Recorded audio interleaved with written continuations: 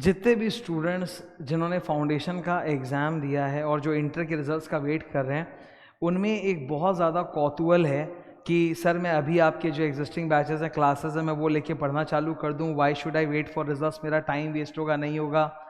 तो मैं आपको पहले एकदम क्लियर बता देता हूं, जैसा कि तुम देख रहे हो ये इंस्टीट्यूट का बनाया हुआ नोटिफिकेशन है न्यू सिलेबस का, और अभी मैं तुम लोगों को सब्जेक्ट बाय सब्जेक्ट कंपैरिजन करके दिखा दूंगा।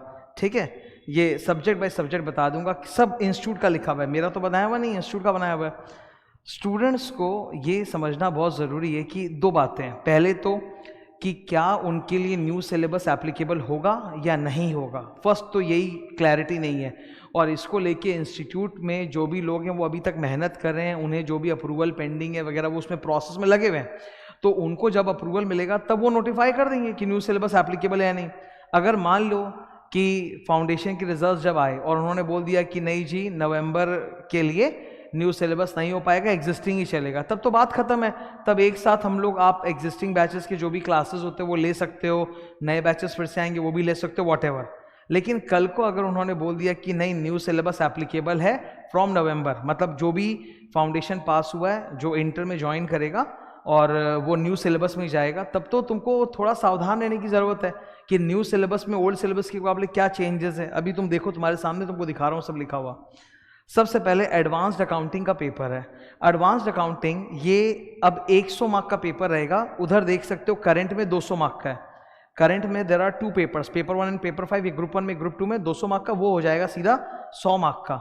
तो अंदर का कंटेंट चेंज होगा कि नहीं आप सोच लो खुद ही। Second, corporate loss. अभी जो पेपर चल रहा है एग्जिस्टिंग सिलेबस में उसका नाम है corporate and other laws, economic loss. तो इन्होंने क्या किया, अदर लॉस पूरा हटा दिया, बोला वो फाउंडेशन में कवर हो जाएगा।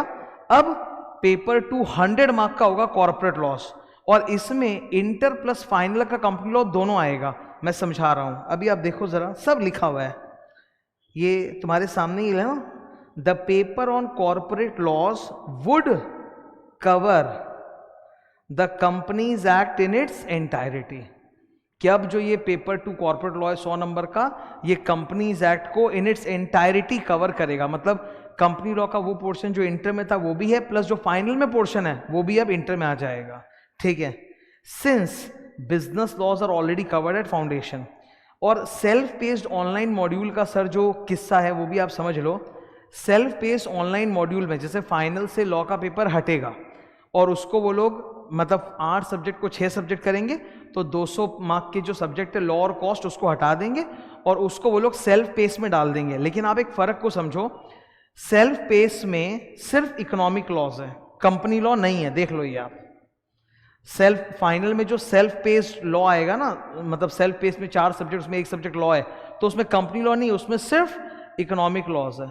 तो सारा का सारा कंपनी लॉ जो फाइनल वाला होता है ना, directors, amalgamation, inspection, inquiry, operation, risk management, winding up, वो सारा का सारा उठ के इसमें आ जाएगा, छोटे लेवल पे आ जाएगा इंटर में। तो लॉ के पेपर में भयंकर चेंजेस होने जा रहे हैं कॉर्पोरेट लॉ में। खुद बोल दिया इन्होंने लिख के कि corporate law would cover companies act in its entirety. तो एग्जिस्टिंग सिलेबस वाला लॉ और न्यू सिलेबस वाला लॉ में जमीन आसमान का फर्क होगा। अगर इन्होंने न्यू सिलेबस नहीं लॉन्च किया नवंबर एग्जाम के लिए तब तो ठीक है, existing syllabus will continue and we will study that. पर अगर लॉन्च कर दिया तब क्या होगा आप सोचो जरा, पूरा सब्जेक्ट चेंज हो रहा है।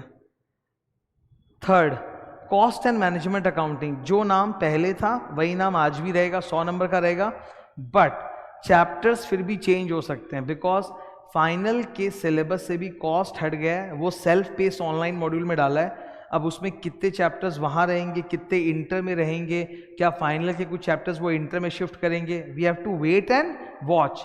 कम से कम इंस्टीट्यूट को एक बार बताने तो दो कि सब्जेक्ट के अंदर कौन कौन से चैप्टर रहेंगे। अगर इंस्टीट्यूट चैप्टर भी बता देगा ना तो हम लोग पढ़ाना स्टार्ट कर देंगे, इसमें दिक्कत क्या है। ठीक है, चौथा पेपर टैक्सेशन, नाम वही है जो पहले था। अब टैक्सेशन के अंदर मौजूदा इनकम टैक्स 60 मार्क का होता है, जीएसटी 40 मार्क का होता है, पर उसमें वो लोग क्या रेशियो सेम रखेंगे कि चेंज करेंगे, कुछ नए सेक्शंस और चैप्टर पोर्शन ऐड करेंगे कि नहीं, we have to wait. Paper number 5 पहले हुआ करता था auditing and assurance, paper number 6 auditing assurance, अब वो हो जाएगा paper number 5 auditing and code of ethics. तो फाइनल का एक चैप्टर होता है बड़ा सारा कोड ऑफ एथिक्स, वो लोग इंटर में डालने की सोच रहे हैं, वो फाइनल में भी रहेगा, शायद इंटर में भी रहेगा। जैसे बैंक ऑडिट एक ऐसा चैप्टर है, कंपनी ऑडिट एक ऐसा चैप्टर है, कारो ऑडिट रिपोर्ट ऐसे चैप्टर है जो इंटर फाइनल दोनों में होते हैं। तो कोड ऑफ एथिक्स भी शायद इंटर में भी रहेगा, फाइनल में भी। तो इसमें भी वो लोग चेंज करने का सोच रहे हैं। आपको पता भी नहीं होता है, इतना भयंकर चेंज हो जाता है। ऑडिट सब्जेक्ट में 4-5 साल पहले जब चेंज आया था, तो ऑडिट सब्जेक्ट में चैप्टर्स और अंदर का कंटेंट इन्होंने इतना भयंकर चेंज कर दिया जिसकी कोई लिमिट नहीं थी। पुराना ऑडिट तो मैच ही नहीं करेगा उसके साथ।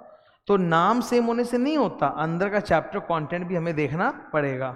एफएम में भी वही किया है। EIS तो हट गया, SM को FM के साथ रख दिया और इकोनॉमिक्स को हटा दिया, तो FM इको बन जाएगा FMN SM 50-50 mark. Now strategic management 50 mark, I am telling you it's a lovely paper, बहुत सिंपल बिजनेस ओरिएंटेड होता है। धंधे की समझ हम सबको होती है, ठीक है, इसके लिए कोई बनिया होना जरूरी नहीं है, सबको धंधे की हल्की फुल्की समझ तो होती है। Everyone is interested in business, that shows in the success of shows like shark tank वगैरह इतना सक्सेसफुल इसीलिए तो बिकॉज सबको बिजनेस पसंद है।